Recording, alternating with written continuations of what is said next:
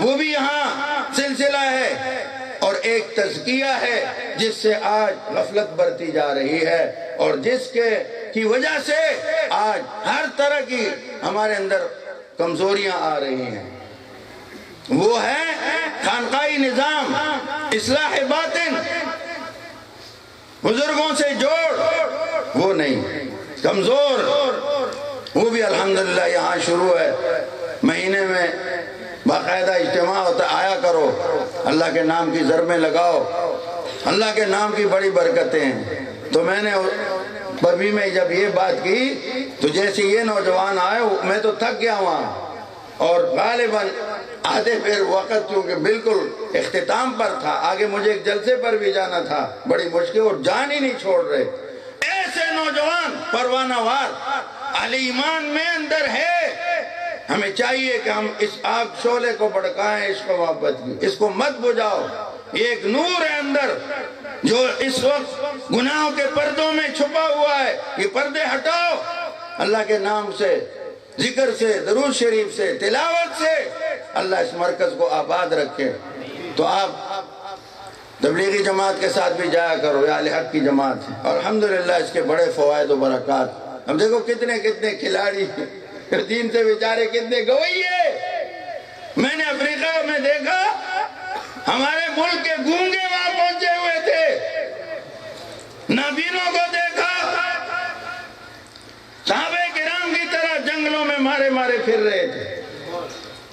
یہ بھی ایک مبارک جماعت ہے، خدا کا شکر ہے علماء دیوبند سے اللہ نے بہت کام لیا، ہر میدان میں لیا، ہر میدان میں۔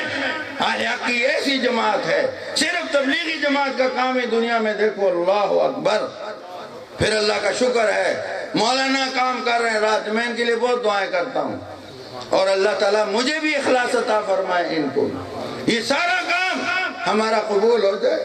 اصل بات تو وہ ہے رب خوش ہو جائیں، اپنے پیارے صحابہ کی تعریف کی، یریدون وجہہ، یہ اور کچھ نہیں چاہتے کسی چیز کے، مجھے چاہتے ہیں، مجھے چاہتے، اللہ ہمیں بھی ایسا کرے۔ یبتغون فضلا من اللہ ورضوانا، میری رضا چاہتے، اور انجام اسی کا اچھا ہوگا جو اللہ کے لیے مٹ جائے، اللہ کے لیے خاک ہو جائے، راکھ ہو جائے، اپنے معبود کو راضی کر لے عبادت کے ساتھ۔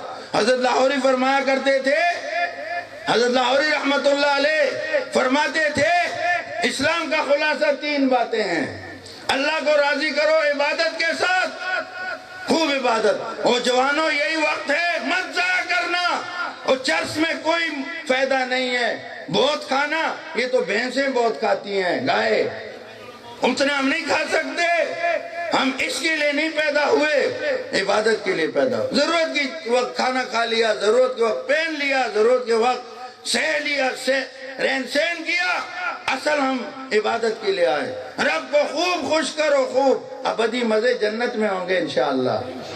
اور فرمایا دوسری بات، حضور صلی اللہ علیہ وسلم کو راضی کرو اطاعت کے ساتھ، حضور پاک کی غلامی کرو، عمل، جیسے اب ان بچوں نے، ان نوجوانوں نے کیا، اللہ تمہارے دونوں جان اچھے کر لیں۔ میری عادت بن گئی ہے، بہتوں کو داڑیاں الحمدللہ رکھوا چکا ہوں، اور ان کے لیے سحری میں اللہ مجھے توفیق دیتے ہیں تو میں ان کے لیے دعائیں بھی کرتا ہوں، تو آپ کو بھی دعاؤں میں، آپ بھی دعاؤں میں یاد رکھنا۔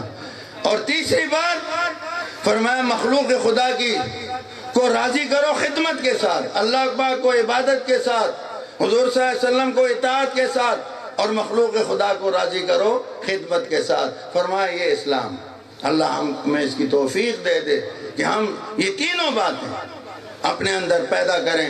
وآخر دعوانا الحمدللہ رب العالمین۔